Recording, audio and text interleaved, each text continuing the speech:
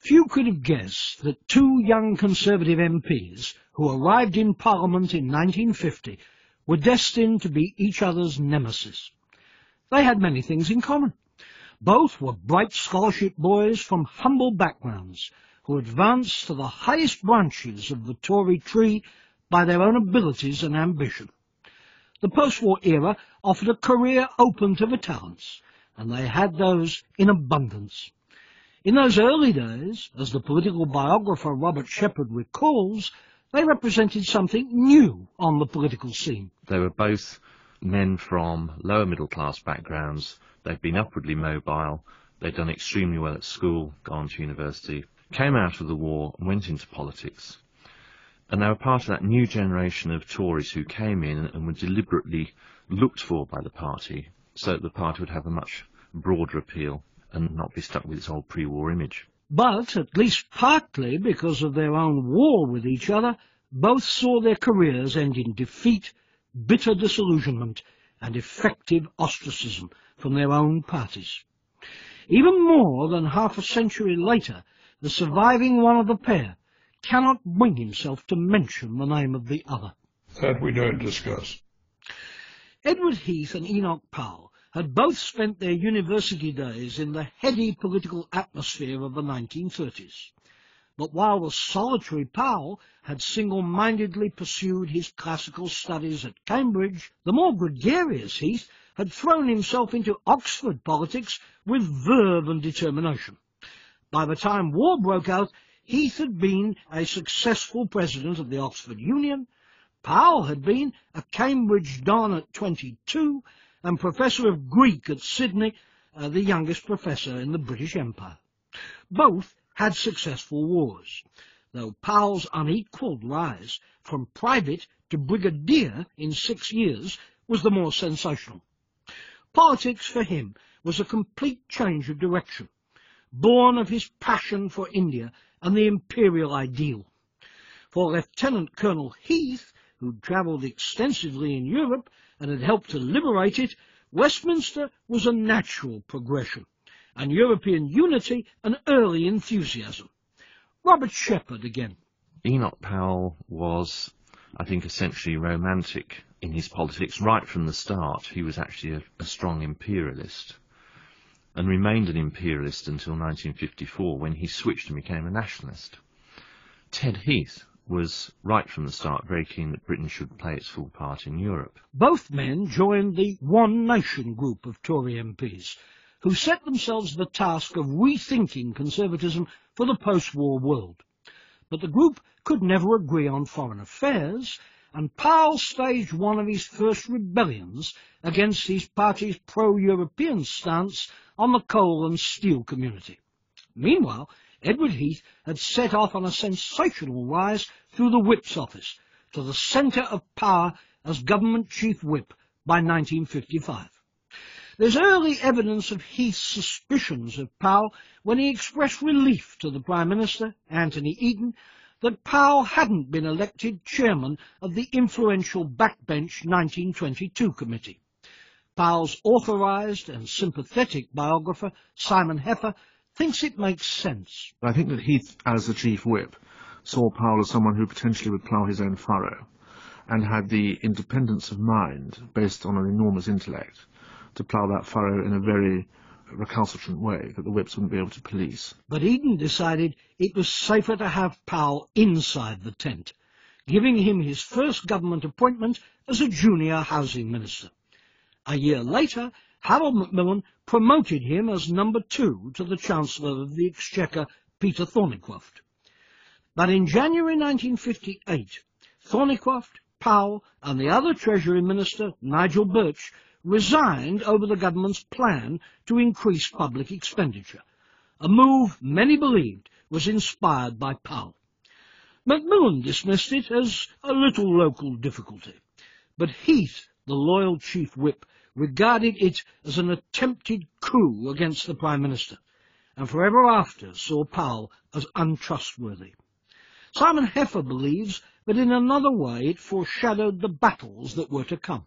marked out Powell as a convinced monetarist. Powell had read Adam Smith and had applied the force of his considerable logic to the question of what causes inflation, and to Powell it was obvious that too much money chasing too few goods causes inflation. Now Heath, as we saw devastatingly destructively in the early 70s, saw that there was no problem with governments printing money. But if Powell was the radical thinker, Heath was the brilliant manager who'd helped to hold the party together during the Suez debacle and continued his rise through the government ranks. Macmillan brought Powell back as health minister in 1962, but they never got on. In 1963, Powell supported the loser, R.A. Butler, for the succession, and did all he could to block Macmillan's nominee, Lord Hume. Heath, as usual, backed the winner. Powell's refusal to serve under a new leader may well have helped Hume to lose the election to Harold Wilson the following year. In 1965, Hume's resignation paved the way for Heath as the next leader, but Powell couldn't resist a forlorn challenge, which he afterwards described as leaving his visiting card. At any rate, he polled only 15 votes. Although advised to leave him out of the shadow cabinet, Heath gave him the defence portfolio, hoping that on this issue at least they might agree. How wrong he was. Even Powell's former ally John Biffin admits that he was far from an easy colleague. Powell would never be circumscribed by his shadow portfolio. I mean, he would talk about the economy, he would talk about education, he would talk about foreign affairs and the like, and much, I might say, to the irritation of his fellow shadow cabinet members who felt they didn't want somebody rampaging at the weekend over subjects which they thought were peculiarly their own. But the irritation became much more than that. Powell dramatically turned his attention to Commonwealth immigration, an issue of considerable concern in his Wolverhampton constituency. Powell voiced the resentments that were brewing in the Midlands and beyond, and turned them into a terrifying prognosis of racial strife to come. On April the 20th, 1968, in Birmingham, he dropped his bombshell.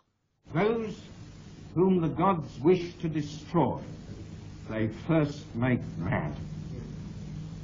We must be mad, literally mad as a nation, to be permitted the annual inflow of some 50,000 dependents, who are for the most part the material of the future growth of the immigrant-descended population. It is like watching a nation busily engaged in heaping up its own funeral pile. And in the most notorious section of the speech, which he highlighted in his press release, he made his doom-laden prediction. Like the Roman, I seem to see the river Tiber foaming with much blood. Powell was later to claim that he was surprised by the furore the speech unleashed. Others thought differently. The editor of the Wolverhampton Express and Star, Clement Jones, was a friend and a sort of early spin doctor, advising him about the timing and promotion of his speeches. His son, the political journalist and author Nick Jones, believes the Birmingham speech was a totally calculated move. There was no doubt in my father's mind that what Enoch Powell was doing was something that was very calculated. What happened was that on the Thursday before the speech, he said, "Look, Clem, you know when a rocket goes up in the sky and the stars from the rocket fall to the ground?" He said, "Well, when I make that speech on Saturday, the stars are going to stay up there in the sky." Now, he was saying to my father that this was going to be a speech that would get a lot of attention, and of course he was quite right. What Powell actually advocated, he argued, was no more than agreed party policy: strict controls on immigration and assistance for those who wanted voluntarily to return to their homelands. But the inflammatory and apocalyptic language convulsed the nation. In a phrase he would have rightly hated, he had sexed it up. Liberal opinion was outraged, and Powell's shadow cabinet colleagues were furious, not only by the tone of the speech, but because he'd bypassed their careful policy to play down the immigration issue. Lord Carrington, then opposition leader in the Lords, sums up their feelings at the time. We'd had quite a long discussion in the Shadow Cabinet about those sort of issues, and Enoch had not said anything at all. And I think that Ted Heath was outraged that he went off and made that speech after a perfectly amicable Shadow Cabinet meeting in which none of this was raised. For Heath, it was the last straw. Faced with the threat of resignation by several of his Shadow Cabinet, he summarily dismissed Powell. They never spoke again. What Heath hadn't reckoned on was the wild outburst of support for Powell's views, particularly amongst working-class voters. Midlands workers and London dockers marched in his support. His postbag of more than 100,000 letters was overwhelmingly in favour, while Heath's sackfuls of mail were almost universally critical, including a lot of vicious hate mail. For at least some sections of the public, the ascetic, remote intellectual had become a popular hero. Nick Jones, then a young journalist, says the support was palpable. You could sense the support for Enoch Powell in Wolverhampton. It was just tremendous. You could hear it on the bus. Good old Enoch. There was no doubt about it that he had struck a chord within Wolverhampton. And the irony was that he could credibly claim that his popularity helped to get Heath elected as Prime Minister in 1970. The swing to the Conservatives in the West Midlands was nearly 4 times the national average. But Heath's victory sealed Powell's exile, and now it was outright war, and a new weapon was to hand, with Heath's successful negotiations to join the common market. Powell took up the anti-European cause with a vigour that would have put the modern Eurosceptic to shame. Finally, in 1974, Heath tried to solve his problems with a snap appeal to the electorate. Powell immediately dropped his own thermonuclear device, announcing that he couldn't stand in support of the government, and strongly implied that voters should support Harold Wilson, who'd promised a referendum on Europe. For Heath, it was the ultimate betrayal. But for the arch-Tory Powell, reacting to a heckler's cry of "Judas," it was the final sacrifice. So the elector, let us admit, Judas was paid. Judas was paid. I am making a sacrifice. And when the results came in, Heath had lost narrowly, with a big swing in the West Midlands, this time to Labour, and again a decisive factor. Powell had destroyed his enemy, but in doing so, he'd brought the temple crashing down on his own future in mainstream politics. Robert Shepherd. Like a Greek tragedy, you could see the two of them bashing each other over the head, stabbing each other in the back, and they did destroy each other in the end. Powell once famously remarked that all political careers end in failure. Near the end of his life, he could only agree that he was a prime example. Yes, mine has ended in failure from one point of view. Without a seat, without office, without apparent achievement. But I've achieved a good deal, and I hear my voice coming through in what is said, and I see myself being proved right.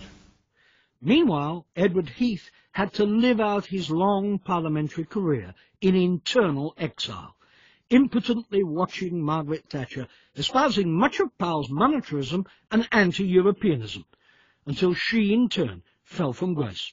But for him, to this day, the memory of his terminal struggle with Powell is just too painful to talk about. That we don't discuss.